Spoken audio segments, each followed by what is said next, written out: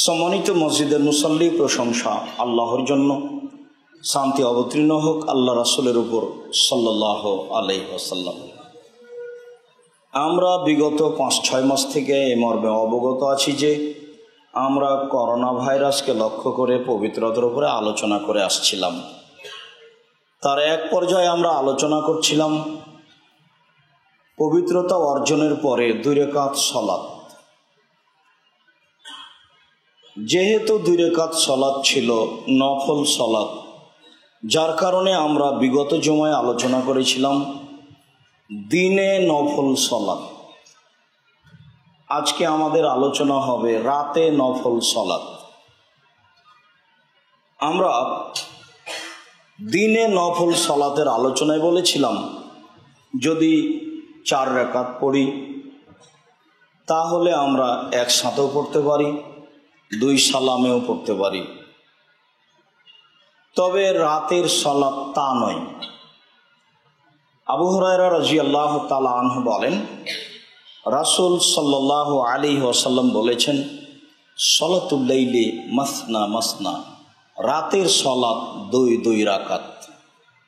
রাতের সালাত 2 রাকাত করেই পড়া সুন্নাত। সম্মানিত মসজিদের মুসল্লি, আমরা বলছিলাম বিপদকে সামনে রেখে আল্লাহর কাছে সাহায্য চাইতে হবে। সাহায্য চাওয়ার একটি বড় দিক হচ্ছে 2 রাকাত সালাত আদায় করে ধৈর্য সহকারে সাহায্য চাইতে হবে। মর্মে আল্লাহ তাআলা বলেন, ওয়াস্তাইনু বিস-সাবরি ওয়াস-সালাহ, পৃথিবীর মানুষ তোমরা সালাতের মাধ্যমে ধৈর্য সহকারে আল্লাহর নিকটে সাহায্য চাও। মানুষ মাত্র বিপদগ্রস্ত হতে পারে, হওয়াই স্বাভাবিক।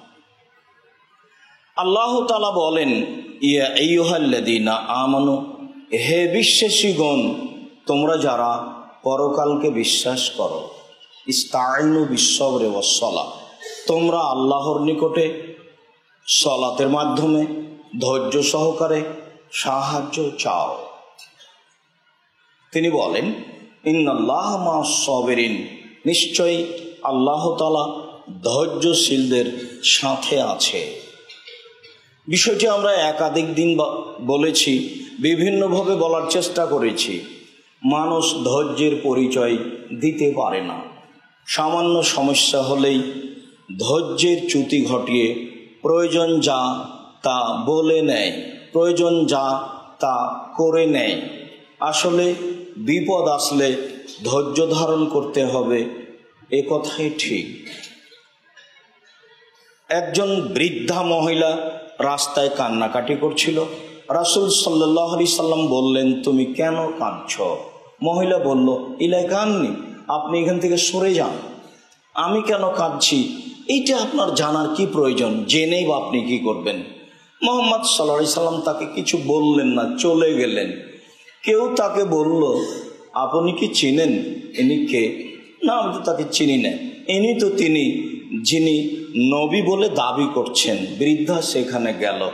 বৃদ্ধা বলেন যে সেখানে কোনো পাহারাদার পায়নি। মুহাম্মদ সাল্লাল্লাহু আলাইহি সাল্লাম তাকে দেখে বললেন, আস-সাবরু ইনদা সাদমাতিল উলা, বিপদ যখন আসে তখনই মূলত ধৈর্য ধারণ করতে হয়। প্রথম বিপদে ধৈর্যের নাম মূলত ধৈর্য। অনেক কিছু করে বলে নিয়ে ধৈর্যের নাম ধৈর্য নয়। চাইলেই পাওয়া যাবে এমনটা নাও হতে পারে, দেরি হতে পারে। বা যে বিপদকে নিয়ে আমি চাচ্ছি সেটার চেয়ে বড় বিপদ আসছিল আমার চাওয়াতে, ওইটাকে ঠেকিয়ে দেওয়া হয়েছে, কিন্তু যেটা এসেছে সেটা হয়েই গেল। আমি বুঝলাম আমার দোয়া কবুল হয়নি। বা আমি যে অনেক কিছু বললাম এর বিনিময় স্বরূপ আল্লাহ জান্নাত দিয়ে দিয়েছেন, কিন্তু আমি বুঝলাম যে আমার দোয়া কবুল হয়নি, তখন আমি কিছু বলে বসবো। যার কারণে আল্লাহ তাআলা বলছেন ধৈর্য সহকারে সাহায্য চাও। রাতে সালাত আদায় করে আল্লাহর কাছে ধৈর্য চাইতে হবে, প্রয়োজনীয় জিনিস চাইতে হবে। রাতে সালাতের গুরুত্ব। আবু হুরায়রা রাদিয়াল্লাহু তাআলা আনহু বলেন, রাসূল সাল্লাল্লাহু আলাইহি ওয়াসাল্লাম বলেছেন, আফজালুস সিয়ামে বাদা রমাদান শাহরুল্লাহিল মুহাররম। রমজানের পরে সবচেয়ে উত্তম সিয়াম হচ্ছে মুহররমের সিয়াম, যা আমরা 9-10 করে থাকি। তারপরে তিনি বলেন, ও আফজালুস সালাতে বাদাল ফরিদা, ফরজ সালাতের পরে সবচেয়ে উত্তম সালাত হচ্ছে রাতের সালাত। মানুষ আল্লাহকে সন্তুষ্ট করার জন্য রাতে যেটা করে ইবাদত, সেটাই সবচেয়ে উত্তম ফরজ সালাতের পরে। আবু হুরায়রা রাদিয়াল্লাহু তাআলা আনহু বলেন, রাসূল সাল্লাল্লাহু আলাইহি ওয়াসাল্লাম বলেছেন, ইয়াকিদুশ শায়তানু আলা কাফিয়াতি রাসি আহাদিকুম ইদ হুয়া নাইম সালাসা ওয়াকাত। যখন মানুষ ঘুমিয়ে থাকে তখন শয়তান মানুষের চুলে 3টা গিরা লাগায়, তার চুলে গিরা দেয় 3টে। ওয়ায়াযরিবু আলা কুল্লি উকদা, এবং প্রত্যেক গিরার উপরে হাতের থাবা মেরে বলে, আলাইকা লাইলুন তাবিল ফারকুদ, ঘুমিয়ে থাকো, রাত অনেক আছে, ঘুমিয়ে থাকো, রাত অনেক আছে, ঘুমিয়ে থাকো, রাত অনেক আছে। এই কথাগুলিকে উপেক্ষা করে ফাইনিস্তাই কাদা, কেউ যদি জেগে যায়, ফাযাকার আল্লাহ, জেগে যদি আল্লাহকে ডাকে, ইন হাল্লাত উকদাতুন, তাহলে একটি গিরা খুলে যায়। ফাইন তাওয়াদ্দা, এরপর যদি ওযু করে, ইন হাল্লাত উকদাতুন, তাহলে আরেকটি গিরা খুলে যায়। ফাইন সাল্লা ইন হাল্লাত উকদাতুন, যদি সালাত আদায় করে তাহলে আরেকটি গিরা খুলে যায়। ফাসবাহা নাশিতান তাইয়িবান নফসে, তখনও খুব উদ্যমশীল হয়ে, কাজের মনোযোগী, কাজের উপযুক্ত হয়ে পবিত্র আত্মায় সকাল করে। অন্যথায় সে যদি রাতে জাগতে না পারে, আল্লাহকে রাতে ডাকতে না পারে, সালাত আদায় করতে না পারে, ফাসবাহা খাবিসান নফসে, তখন সে অপবিত্র আত্মায় সকাল করে। মুখখান দেখে কেমন কেমন লাগে, মনে হচ্ছে কানে মুখে শয়তান পেশাব করেছে, শয়তান পেশাব করে, এ কথাই ঠিক।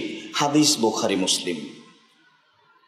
কাসলানা, অলস হয়ে কাজের জন্য কোনো মনোযোগী হয়ে উঠতে পারে না, তার ভেতরে এরকম কোনো উদ্যম হওয়ার মতো কিছু দেখা যায় না, সে যে আসলে উদ্যমশীল তা বোঝা যায় না। হাদিস বুখারী মুসলিম। হাদিসে প্রমাণ হয় যে মানুষকে রাতে সালাত আদায় করতে হবে।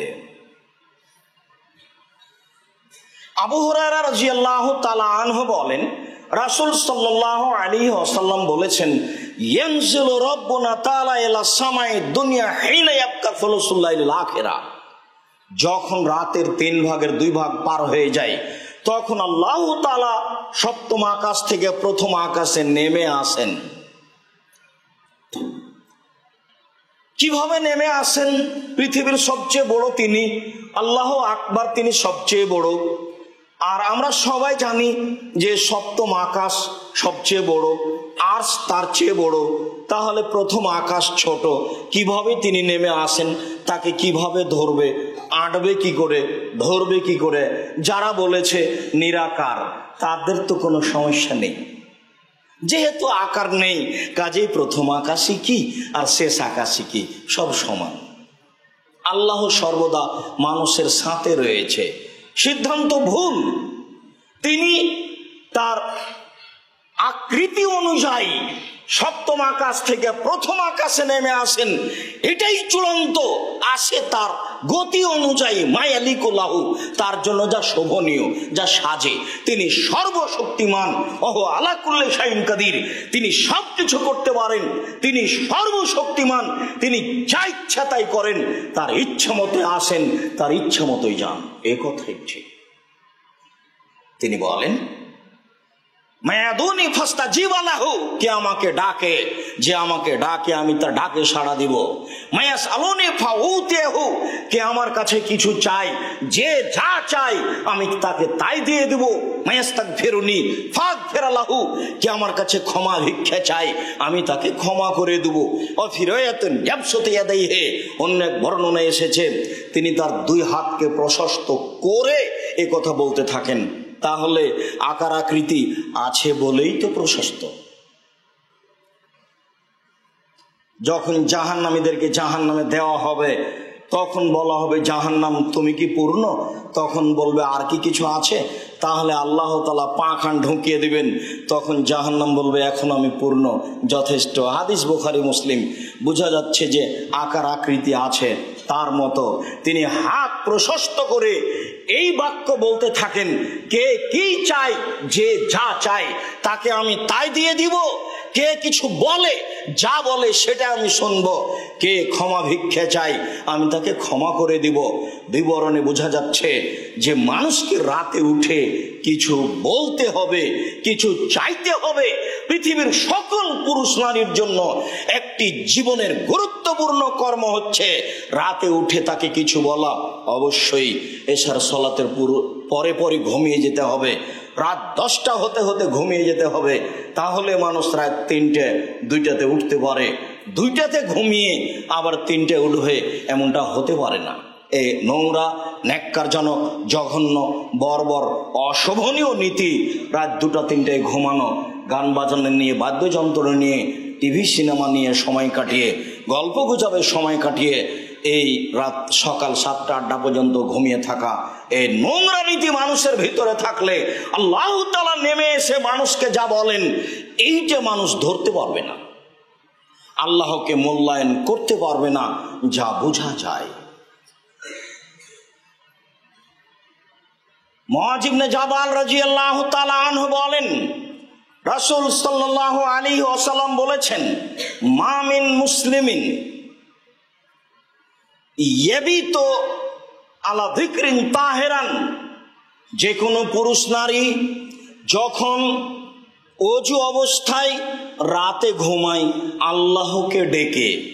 এই হাদিসটি বিগত জুমায় এক পর্যায়ে বলছিলাম, যখন মানুষ ওযু করে ঘুমানোর দোয়া পড়ে রাতে ঘুমায়, ফায়াতাআররু, তারপর আবার শেষ রাতে উঠে ফায়াসালুল্লাহ, তারপরে আল্লাহর কাছে কিছু চায়, খায়রান ইল্লা আতাহু ইয়াহু, আল্লাহ তাকে দিবেনি, দিবে। তবে চাওয়ার জন্য, পাওয়ার জন্য অত্র হাদিসে যা বোঝা যায় যে ওযু করে ঘুমাতে হবে, দোয়া পড়ে ঘুমাতে হবে। ওযু অবস্থায় দোয়া পড়ে ঘুমালে শেষ রাতে উঠে আপনি যা চাইবেন তা পাবেন, অত্র বিবরণে বোঝা যায়।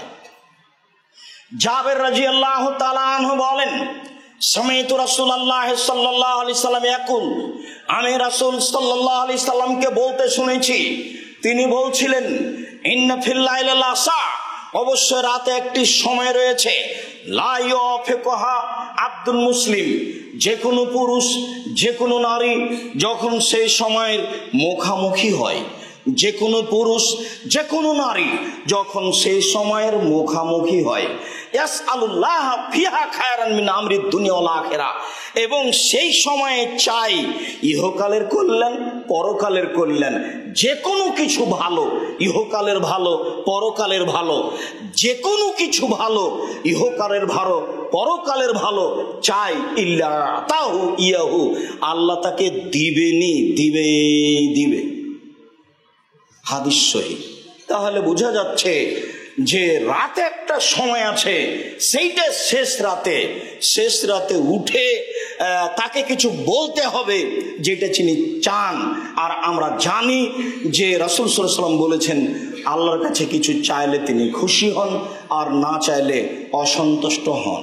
কিছু না চেয়ে রাত পার করে দিলেন, তাহলে আল্লাহ আপনার উপরে সন্তুষ্ট থাকলেন না।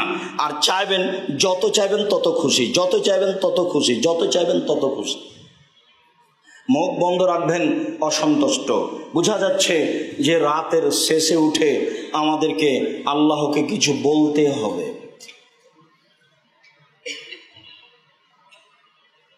উমামা বাহিলি রাদিয়াল্লাহু তাআলা আনহু বলেন, রাসূল সাল্লাল্লাহু আলাইহি ওয়াসাল্লাম বলেছেন, জিজ্ঞাসা করা হলো রাসূল সাল্লাল্লাহু আলাইহি সাল্লামকে, আইয়ুদ দুআয়ে আসমা, আল্লাহর নিকটে সবচেয়ে বেশি দোয়া কবুল হয় কখন, কোন সময়ে কোন দোয়া আল্লাহর নিকটে বেশি কবুল হয়?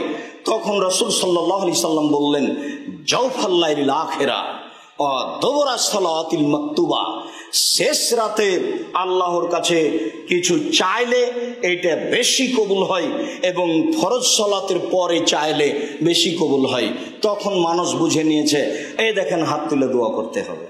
ওই যে ফরজ সালাতের পরে চাইলে কবুল হয়, মানে চাওয়া মানে হাত তোলা, চাওয়া মানে হাত তোলা যদি হয় তাহলে সেটা ব্যক্তিগত ব্যাপার। সমষ্টিগত যদি হয় তাহলে পানি চাওয়া ছাড়া অন্য জায়গায় দলবদ্ধভাবে হাত তুলে দোয়া করা যাবে না। হাত তুলে দোয়া করলে হাত ফিরিয়ে দিতে আল্লাহ লজ্জা পান, এ কথাই ঠিক। নবীগণের নীতি ছিল সময়ে সময়ে হাত তুলে দোয়া করা। বিপদে পড়ে হাত তুলে দোয়া করতে হয়, ছেলে মেয়ের জন্য হাত তুলে দোয়া করতে হয়, পানি চাইতে গিয়ে হাত তুলে দোয়া করতে হয়, চন্দ্রগ্রহণে হাত তুলে দোয়া করতে হয়, সূর্যগ্রহণে হাত তুলে দোয়া করতে হয়, আরাফার মাঠে হাত তুলে দোয়া করতে হয়, সাফা পাহাড়ে উঠে হাত তুলে দোয়া করতে হয়, মারোয়া পাহাড়ে উঠে হাত তুলে দোয়া করতে হয়, পরের 2 দিন পাথর নিক্ষেপ করার পরে হাত তুলে দোয়া করতে হয়। কেউ দোয়া চাইলেও তার জন্য হাত তুলে দোয়া করতে হয়। হাত তুলে দোয়া করার 42টি সহিহ হাদিস আছে, তাতে বুখারী মুসলিমে রয়েছে প্রায় 36টি। হাত তুলে দোয়া করবে মানুষ, এটাই মানুষের জন্য শোভনীয়। মানুষের জীবনে একটি গুরুত্বপূর্ণ ইবাদত হচ্ছে হাত তুলে দোয়া করা। হাত তুলে দোয়া করলে আল্লাহ তাআলা তার খালি হাতকে ফিরিয়ে দিতে লজ্জা পান, এ কথাই ঠিক। মানুষকে হাত তুলে দোয়া করতে হবে, এ কথাই ঠিক। ছেলে মেয়ের জন্য হাত তুলে দোয়া করতে হবে, এ কথাই ঠিক। বিপদে পড়ে আল্লাহর কাছে হাত তুলে দোয়া করতে হবে, এ কথাই ঠিক। রাসূল সাল্লাল্লাহু আলাইহি সাল্লামের পদ্ধতিতে হাত তুলে দোয়া করতে হবে, এই কথাও ঠিক। সম্মানিত দিনী ভাই বোন, বলছিলাম রাসূল সাল্লাল্লাহু আলাইহি সাল্লাম বলেছেন, রাতের শেষ অংশে আল্লাহর কাছে চাইলে আল্লাহ তাআলা মানুষের কথা গ্রহণ করেন।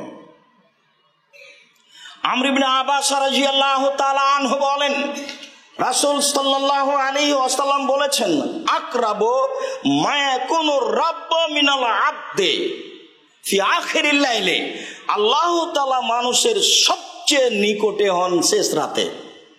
আল্লাহ তাআলা মানুষের সবচেয়ে নিকটে হন শেষ রাতে।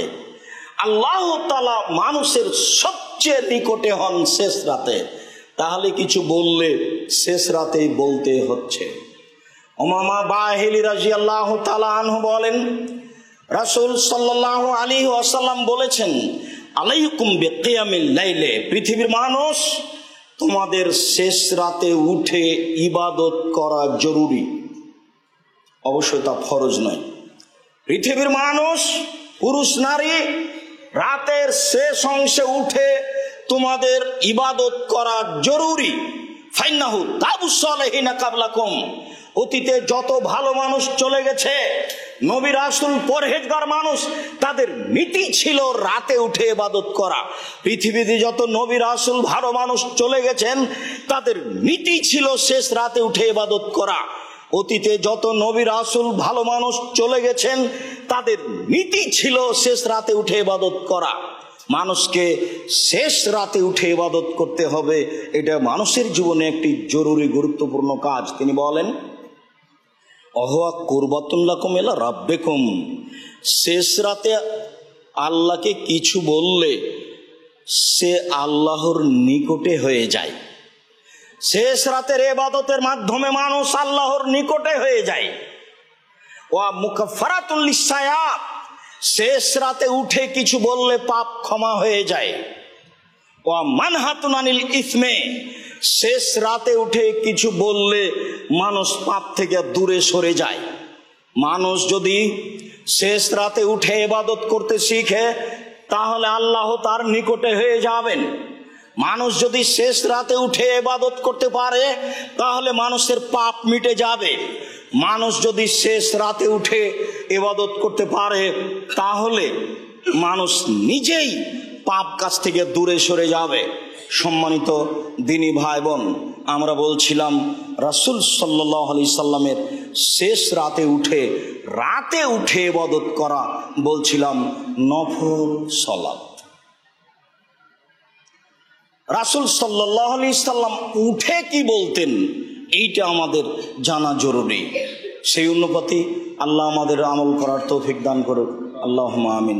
আল্লাহুম্মা সাল্লি আলাইহি আল্লাহুম্মা বারিক আলাইহি। আলহামদুলিল্লাহি ওয়াহদা ওয়াসসালাতু ওয়াসসালামু আলা মান লা নাবিয়্যা বাদা। সম্মানিত মসজিদের দ্বীনি মুসলিম ভাই বোন, আমরা সকল মুসলিম ভাই বোনকে সম্বোধন করে বলতে চাচ্ছি, আপনি ঘুম থেকে উঠে বলবেন কি? উবাদা ইবনে সামিত রাদিয়াল্লাহু তাআলা আনহু বলেন, রাসূল সাল্লাল্লাহু আলাইহি ওয়াসাল্লাম বলেছেন, মান আরা মিনাল লাইলি, কোন মানুষ যদি শেষ রাতে উঠে সুম্মা কালা, অতঃপর বলে লা ইলাহা ইল্লাল্লাহু ওয়াহদাহু লা শারীকা লাহু লাহুল মুলকু ওয়া লাহুল হামদু ওয়া হুয়া আলা কুল্লি শাইইন কাদির। লা ইলাহা ইল্লাল্লাহ, আল্লাহ ছাড়া কোনো মাবুদ নেই। লাহুল মুলকু ওয়া লাহুল হামদু, রাজত্ব তার, প্রশংসা তার। ওয়া হুয়া আলা কুল্লি শাইইন কাদির, সর্বশক্তিমান তিনি। কেউ যদি শেষ রাতে উঠে বলে আল্লাহ ছাড়া কোনো মাবুদ নেই, রাজত্ব তার, কোনো শরীক নাই তার, তিনি সর্বশক্তিমান। সুবহানাল্লাহি ওয়াল হামদুলিল্লাহি ওয়া লা ইলাহা ইল্লাল্লাহু আল্লাহু আকবার, পবিত্রতা বর্ণনা করি তার, প্রশংসা তার। আল্লাহ ছাড়া কোনো মাবুদ নেই, সর্বশক্তিমান তিনি। ওয়ালা হাওলা ওয়ালা কুওয়াতা ইল্লা বিল্লাহ, বাহ্যিকভাবে আন্তরিকভাবে নড়াচড়ার করার কোনো শক্তি নাই তার সাহায্য ছাড়া। চলাচল করি, কথা বলি, নড়াচড়া করি, একমাত্র তার সাহায্যেই করে থাকি। রব্বিক ফিরলি, রব্বিক ফিরলি, হে প্রতিপালক তুমি আমাকে ক্ষমা করো, হে প্রতিপালক তুমি আমাকে ক্ষমা করো। সুম্মা তাউস্তু জীবা, এইটুকু বলার পরে যদি এখন আল্লাহকে কিছু বলেন, তাহলে যা বলবেন তাই কবুল করবেন, যা বলবেন সেটাই কবুল করবেন। ওয়াইন তাওয়াদ্দা, এরপরে যদি ওযু করে, ওয়াসাল্লা, সালাত আদায় করে, কবিলাত সালাতুহু, তাহলে তার সালাত কবুল করা হবে। হাদিস বুখারী মুসলিম। সম্মানিত দ্বীনি ভাই বোন, আমরা বলছিলাম আপনি ঘুম থেকে উঠে এই দোয়াটি পড়বেন, লা ইলাহা ইল্লাল্লাহু ওয়াহদাহু লা শারীকা লাহু লাহুল মুলকু ওয়া লাহুল হামদু ওয়া হুয়া আলা কুল্লি শাইইন কাদির ওয়া সুবহানাল্লাহি ওয়াল হামদুলিল্লাহি ওয়া লা ইলাহা ইল্লাল্লাহু আল্লাহু আকবার ওয়া লা হাওলা ওয়া লা কুওয়াতা ইল্লা বিল্লাহ রব্বিক ফিরলি রব্বিক ফিরলি। এরপরে আপনি কিছু দোয়া পড়তে পারেন। জনৈক সাহাবী বলেন, আল্লাহর কসম, আমি একদা রাসূলের সাথে সফরে ছিলাম। আমি সিদ্ধান্ত নিলাম আল্লাহ রাসূল রাতে কি করে সেটা আমি দেখব। তিনি রাতে কি করেন দেখলাম। তিনি শুয়ে গেলেন, রাত কিছু পার হতেই তিনি ঘুম থেকে উঠলেন। ঘুম থেকে উঠে কাব্বারাল্লাহ আশারান, তিনি 10 বার বললেন আল্লাহু আকবার। ও হামেদাল্লাহ আশারান, তিনি 10 বার বললেন আলহামদুলিল্লাহ।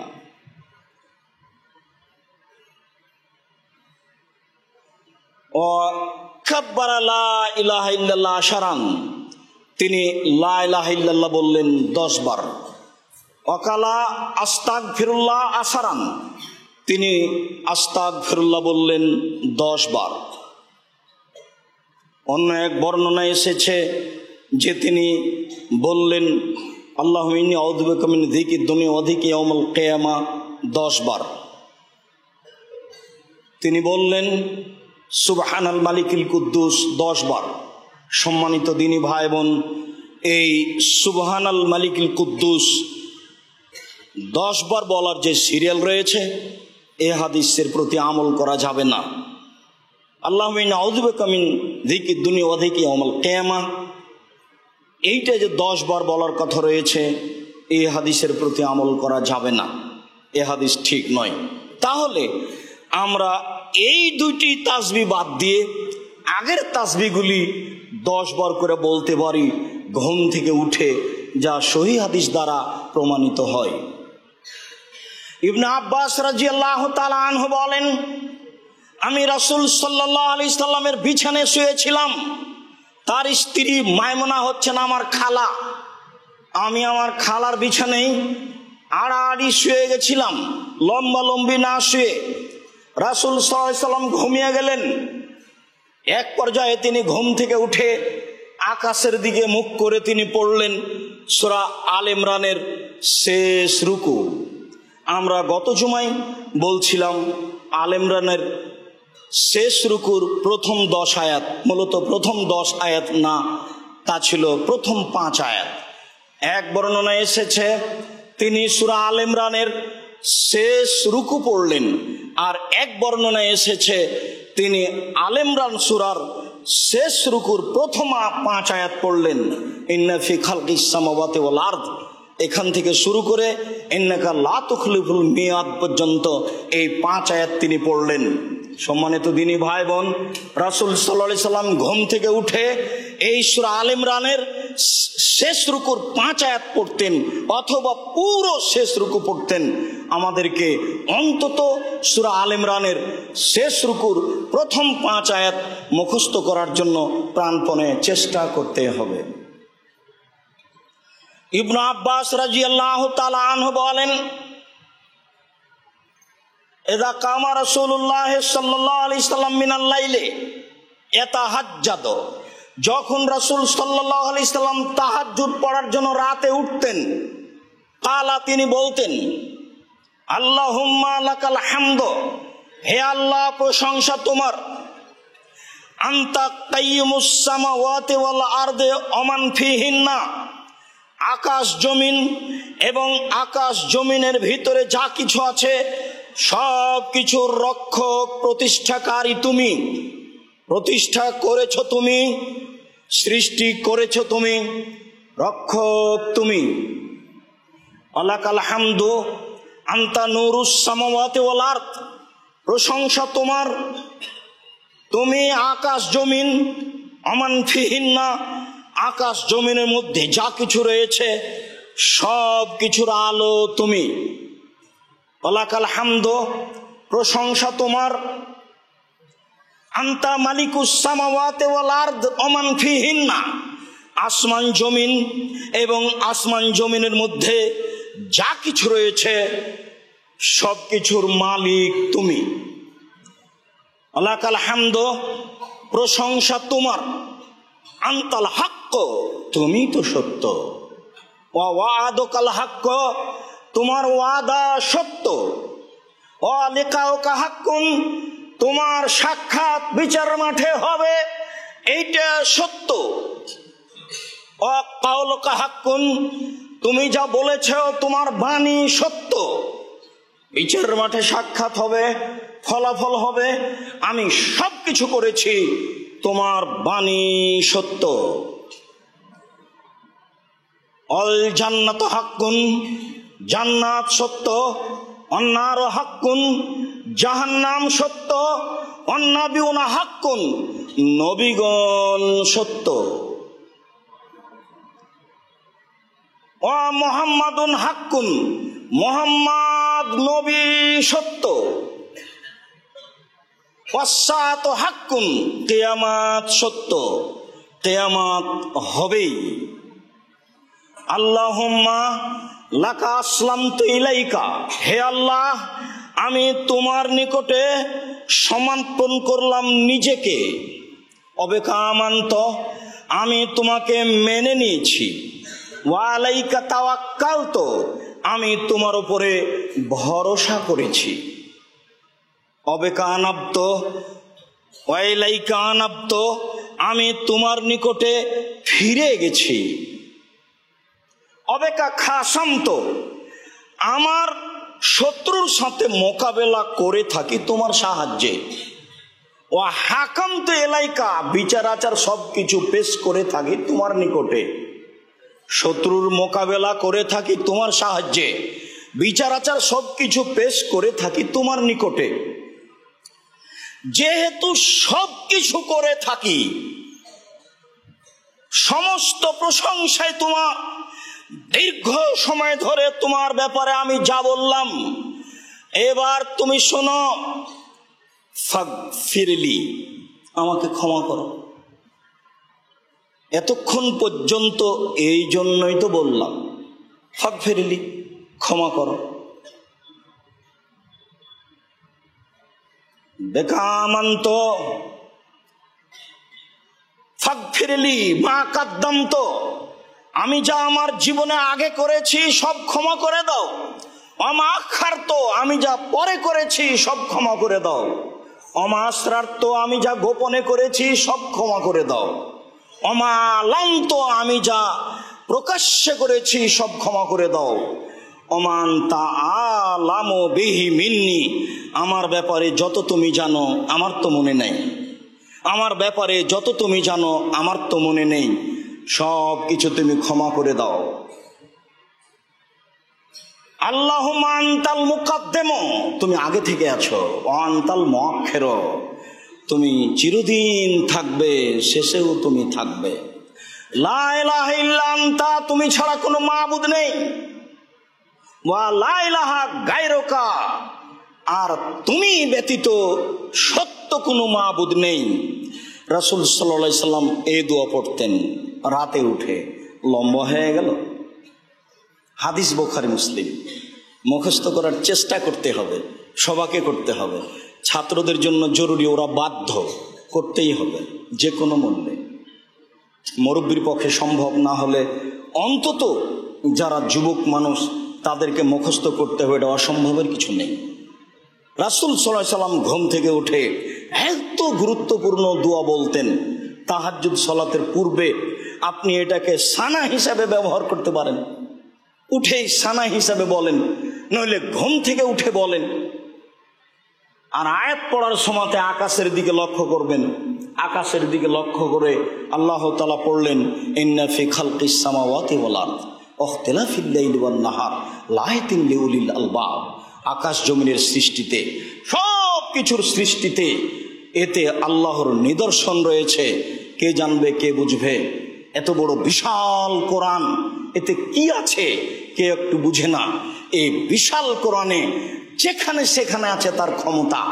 ক্ষমতা দেখাতে গিয়ে তিনি সর্বপ্রথমে যেটা দেখিয়েছেন সেটা আসমানের মালিক আমি, জমিনের মালিক আমি।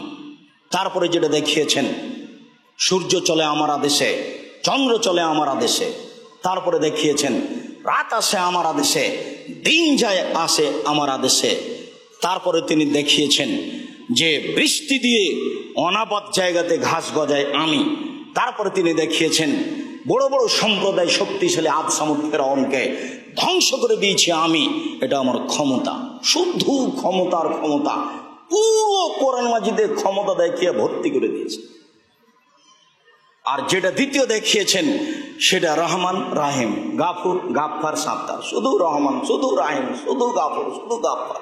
রহমান আর রাহিম আর গাফুর আর গাফফার আর সাত্তার আর রাইফ দিয়ে রাউফ দিয়ে একবারে ভরে ফেলে দিয়েছেন, মানুষ তো আর বুঝে না। তারপরে কিছু আছে বিধান, চুরি করলে হাত কাটা যাবে। এরই ফাঁকে ফাঁকে আছে জাহান্নাম আর জান্নাত। এই তো বিশাল কোরআন মাজিদ। আসমান জমিনের সৃষ্টিতে আল্লাহর ক্ষমতা আছে। ঘুম থেকে উঠে আকাশের দিকে লক্ষ্য করে এগুলি বলবেন। সম্মানিত দিনী ভাই বোন, বলছিলাম কত রাকাত সালাত আদায় করবেন। আয়েশা রাদিয়াল্লাহু তাআলা আনহা বলেন, কানা ইসাল্লি রাসূলুল্লাহ সাল্লাল্লাহু আলাইহি ওয়াসাল্লাম আন ইয়াফরুগা মিন সালাতিল ইশা ইলাল ফজর 11 রাকা। আল্লাহর নবী এশার সালাতের পর থেকে নিয়ে ফজরের সালাত পর্যন্ত এই সময়ে তিনি 11 রাকাত সালাত আদায় করতেন। ও ইসাল্লেমো ফি কুল্লি রাকাতাইনে, প্রত্যেক 2 রাকাত পড়ে তিনি সালাম ফিরতেন। বুখারী মুসলিম। ও ইউতরু বে ওয়াহিদাতিন, তিনি 1 রাকাত বিতর পড়তেন। 11 রাকাত সালাতের যদি 1 রাকাত বিতর হয় তাহলে 10 রাকাত তাহাজ্জুদ হয়ে গেল, বা রাতের সালাত 10 রাকাত হলো। অন্য বর্ণনা অনুপাতে যদি 3 রাকাত বিতর হয় তাহলে 8 রাকাত তাহাজ্জুদ রাতের সালাত হলো।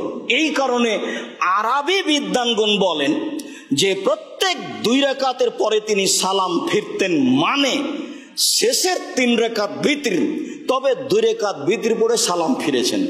আর আজও আরবিদের এটাই ফতোয়া যে তারা 3 রাকাত বিতর পড়লে 2 রাকাত পড়ে সালাম ফিরবে, তারপরে 1 রাকাত পড়বে।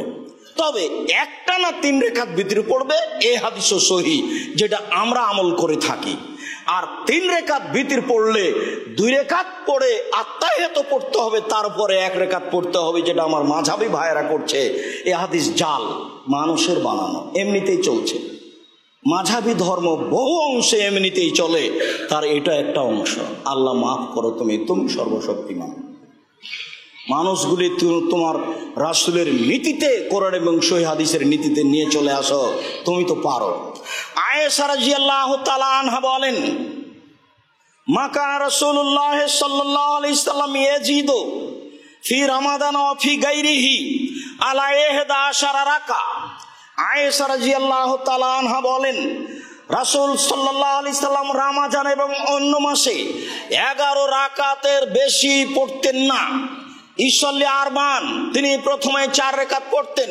ফালা তাসালান হুসনেহিন্না ওয়া তুলেহিন্না, জিজ্ঞাসা করো না তা ছিল কত লম্বা, তা ছিল কত সুন্দর। সুম্মা ইসল্লি আরবান, তারপরে তিনি 4 রাকাত পড়েন। জিজ্ঞাসা করো না তা ছিল কত লম্বা, তা ছিল কত সুন্দর, তা ছিল বেহিসাব লম্বা, তা ছিল বেহিসাব সুন্দর, অতীব সুন্দর, অতীব লম্বা। সুম্মা ইসল্লি সালাসান, তারপরে তিনি পড়তেন 3 রাকাত। অত্র বুখারী মুসলিমের হাদিসে স্পষ্ট হয় যে তিনি 3 রাকাত বিতর পড়েছেন। তবে ওই হাদিসে 1 রাকাত বিতরের সাথে সাথে একাধিক সহিহ হাদিস আছে 1 রাকাত বিতরের। 1 রাকাত বিতরের সবচেয়ে বেশি হাদিস আছে। আমরা অচিরেই রাসূল সাল্লাল্লাহু আলাইহি সাল্লামের সালাত এবং প্রচলিত সালাত আব্দুর রাজ্জাক বিন ইউসুফ এই বইটা পেয়ে যাব। আজকে খবর নিলে বোঝা যাবে আছে কিনা। অবশ্য আমি খবর নিনি, আমার জানা নাই। তাতে 1 রাকাত বিতর পড়া যাবে না মর্মে সব হাদিসগুলি জাল, আর 1 রাকাত বিতর পড়তে হবে মর্মে সব হাদিসগুলি সহিহ। বুখারী মুসলিম থেকে শুরু করে বিষয়টি দেখার জন্য সকল দিনী ভাই বোনকে আমরা অনুরোধ জানাচ্ছি। বলছিলাম রাতের সালাত। মাসরুক রাদিয়াল্লাহু তাআলা আনহু বলেন, আমি আয়েশা রাদিয়াল্লাহু তাআলা আনহাকে জিজ্ঞাসা করলাম, আন সালাতে রাসূলুল্লাহ সাল্লাল্লাহু আলাইহি সাল্লাম বিল্লাইলি, রাতে রাসূল সাল্লাল্লাহু আলাইহি সাল্লাম কিভাবে সালাত আদায় করতেন, কত রাকাত করতেন? ফাকালা, তিনি বললেন, সাবুন অতিসুন ওয়া 11 রাকা। তিনি বললেন কখনো পড়তেন 7 রাকাত, কখনো পড়তেন 9 রাকাত, কখনো পড়তেন 11 রাকাত। তাহলে বোঝা গেল যে সময়ের গতিতে 6 রাকাত রাতের সালাত আদায় করতেন, 1 রাকাত বিতর পড়তেন। সময়ের গতিতে 8 রাকাত রাতের সালাত আদায় করতেন, 1 রাকাত বিতর পড়তেন। সময়ের গতিতে 10 রাকাত রাতের সালাত আদায় করতেন, 1 রাকাত বিতর পড়তেন। অথবা 8 রাকাত রাতের সালাত আদায় করতেন আর 3 রাকাত বিতর পড়তেন, যা সব হাদিস মিলে বোঝা যায়। রাসূল সাল্লাল্লাহু আলাইহি সাল্লামের রাতের সালাত এভাবে আছে। আমরা বুঝছিলাম 6, 8। এবার বুঝি। আবু হুরায়রা রাদিয়াল্লাহু তাআলা আনহু বলেন, রাসূল সাল্লাল্লাহু আলাইহি ওয়াসাল্লাম বলেছেন, মানিস্তাইকাদা আহলাহু, যে ব্যক্তি তার রাতে স্ত্রীকে জাগালো, ও সাল্লা রাকাতাইনি, দুইজন মিলে 2 রাকাত সালাত আদায় করলো, ওয়াসাল্লা রাকাতে জামিয়ান, অথবা একসাথে হয়ে 2 রাকাত সালাত আদায় করলো, কুতিবা ফি যাকিরিনা ওয়া যাকিরাত, তাহলে যারা রাতে আল্লাহকে ডাকে তাদের তালিকায় তার নাম লিখে দেওয়া হবে। আমরা অত্র হাদিসটি পেশ করেছিলাম যখন বলছিলাম 2 রাকাত সালাত। যখন আমরা 2 রাকাতের সালাতের ধারাবাহিকতা পেশ করেছি তখন এই হাদিসটি পেশ করেছি। আমরা এই হাদিসটি পেশ করে বলতে চাচ্ছি যে রাতে অন্তত মানুষ যদি 2 রাকাত সালাত আদায় করতে পারে তাহলে রাতে উঠে আল্লাহকে ডাকে যারা, তাদের তালিকায় তার নাম আসবে। সম্মানিত দিনী ভাই বোন, আমরা আপনাদেরকে রাতে নফল সালাত আদায়ের জন্য অনুরোধ জানাচ্ছি।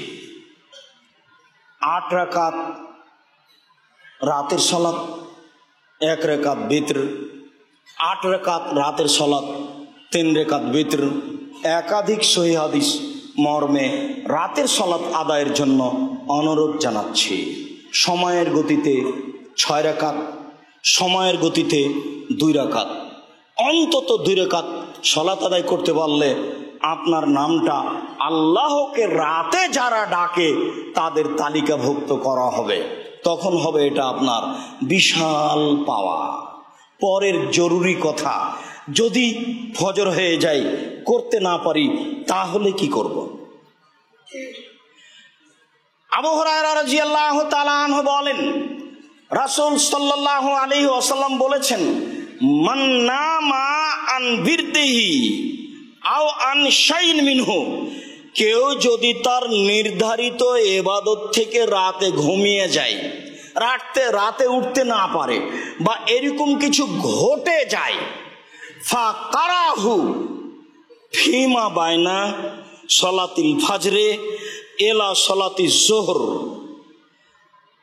কুতিবালাহু ফিমা কারাহু মিনাল লাইলে, তাহলে ও রাতে ইবাদত করেছে এই হিসাবে তাকে উল্লেখ করা হবে। হাদিস মুসলিম। রাতের ব্যাপার তো, রাতে যদি আপনি উঠতে না পারেন, ধারাবাহিক 5, 7, 10 রাত করেছেন, মাসের মাস করে আসছেন, একদিন হয়নি, সকাল হয়ে গেছে, আপনি দিনে যদিও ইবাদত করে নিতে পারেন তাহলে আপনি রাতে করেছেন এটাই ঘোষণা করা হবে, লিখা হবে।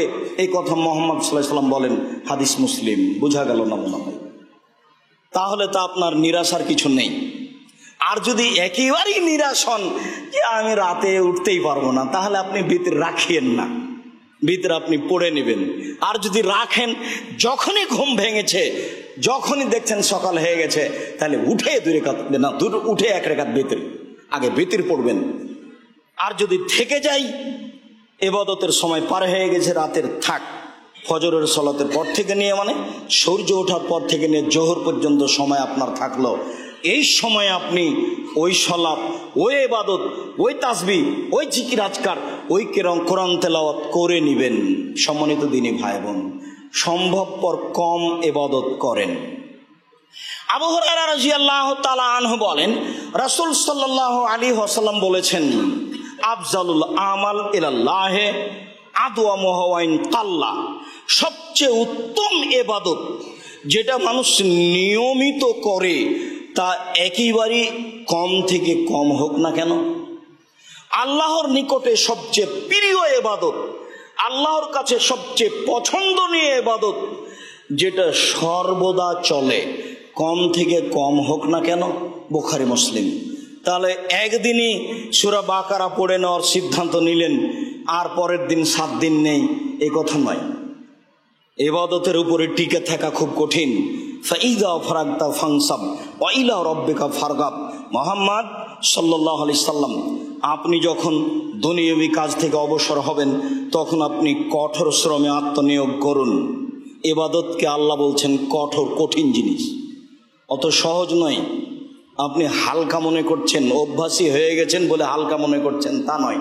আপনি আজকে সিদ্ধান্ত নিয়েছেন যে সূরা ইখলাস আমি প্রত্যেক দিন ফজরের উপরে 3 বার পড়ব। 3 দিন আপনি পড়ে দেখেন, দেখবেন একটা সমস্যা চলে এসেছে। আপনার ছোট ভাই, আপনার নাতি, আপনার ছেলে এসে বলছে আব্বু আব্বু আপনাকে ডাকে, তখন আপনি তাড়াহুড়া করে উঠে চলে গেছেন, দেখেন হয়নি। টিকে থাকা খুব কঠিন।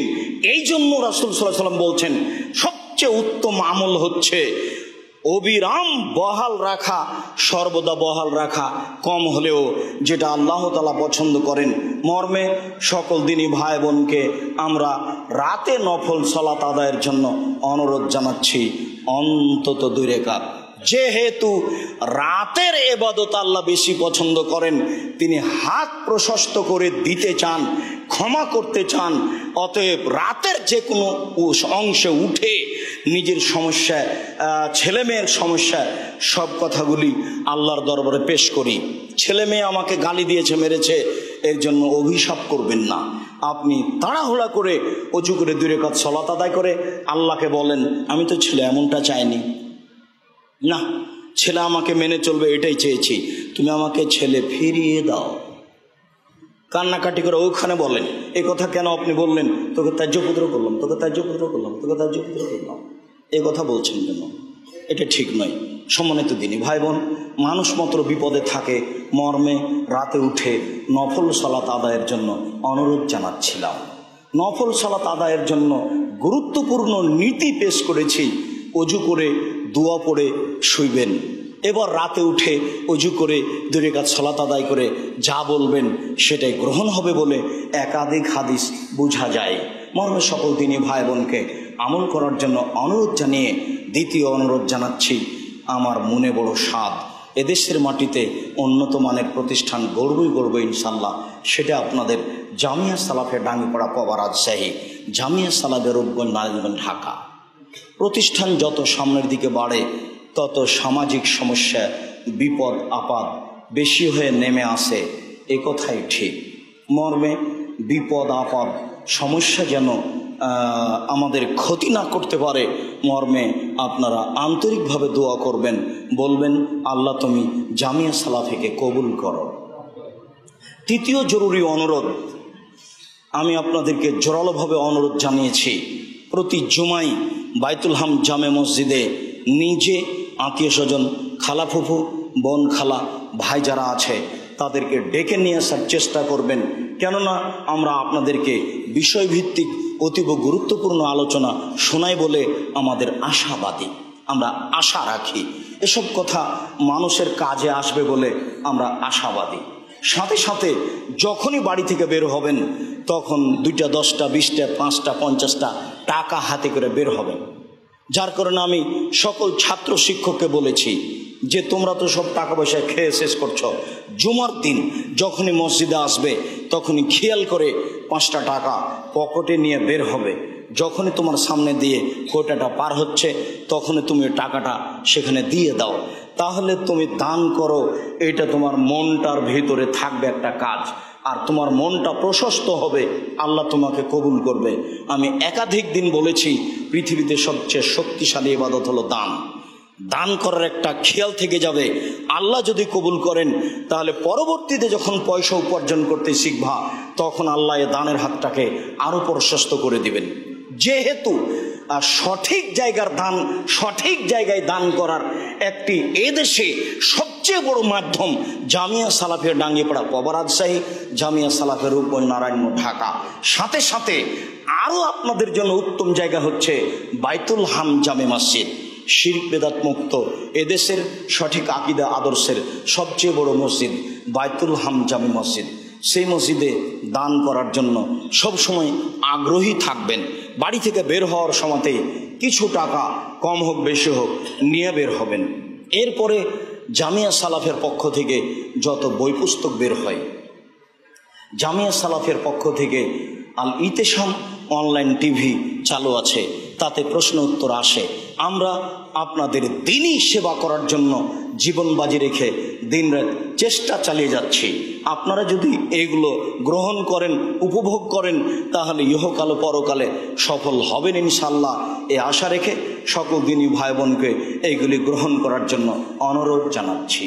আল্লাহ আমাদের যারা মারা গেছে তুমি তাদের কবরের শাস্তি মাফ করো, আমরা যারা অসুস্থ তুমি তাদের আরোগ্য দান করো, আমরা যারা বেঁচে আছি তুমি তাদেরকে তোমার রাসূলের পদ্ধতি অনুযায়ী চলার তৌফিক দান করো। আমরা দীর্ঘদিন ধরে পবিত্রতার সাথে সাথে নফল সালাতের যে বিবরণ পেশ করছি, তুমি আমাদের জীবনে এগুলি বাস্তবায়ন করার তৌফিক দান করো। যে কোনো সময়ে জামিয়া সালাফিয়ার জন্য একটু দোয়া করার ব্যাপারে অন্তরটা তুমি প্রশস্ত করে দাও।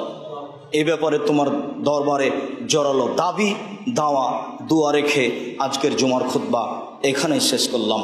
সাল্লাল্লাহু আলাইহি ওয়াসাল্লাম।